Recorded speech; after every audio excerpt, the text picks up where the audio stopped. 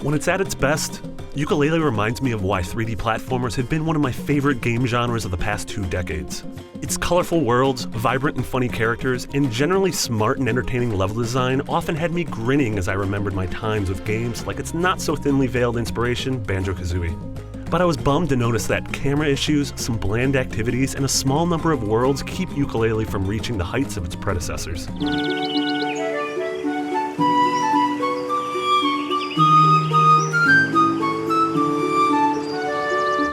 Like the iconic 3D platformers of the 64-bit era, Yooka-Laylee follows a very familiar and much appreciated formula. You have your hub world, which acts as a sprawling maze that teaches you the basic mechanics before allowing you to really stretch your legs on a handful of huge, colorful stages. You explore the spaces, gathering hundreds of different knickknacks that can be used to purchase new abilities and unlock new worlds. I'm a big fan of the sheer amount and variety of abilities you amass throughout the adventure. Standard platforming moves are joined by some surprising new additions, and combining them to solve puzzles in unique ways is super satisfying. The whole time, though, you have to wrestle against the fact that the controls and physics never feel quite as polished as the old-school Mario, Banjo, or Ratchet games. There were several times where I failed challenges not because of a fault of my own, but because of slight collision, timing, and camera issues. That's a problem considering that platforming is the crux of everything you do here, including the exploration. Camera aside, one of my main gripes with Yooka is that there are only 5 worlds to explore outside of the hub.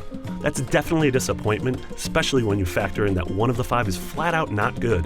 The 4th, a sprawling casino, is disappointingly lifeless considering the gaudy source material.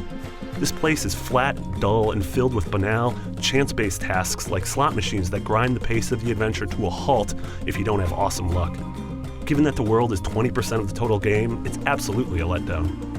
Thankfully, the other 4 worlds each pull their weight, and while I'm definitely disappointed in the scant amount of worlds, I really love that each one can be expanded by spending some of the collectibles you find.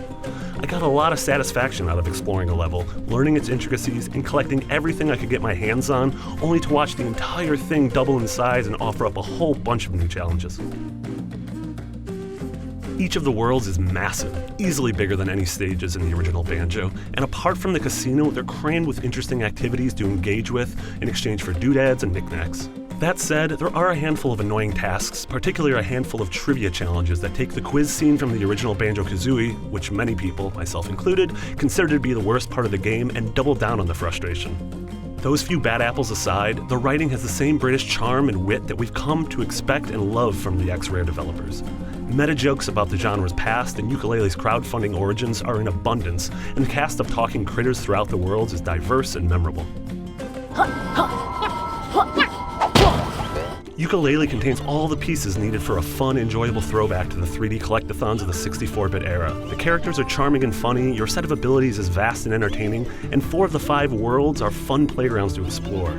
While it lacks the heart and polish of some of its incredible predecessors, it's a good reminder that this genre, once thought to be dead, still has some life left in it. For more on Yooka-Laylee, stick right here on IGN.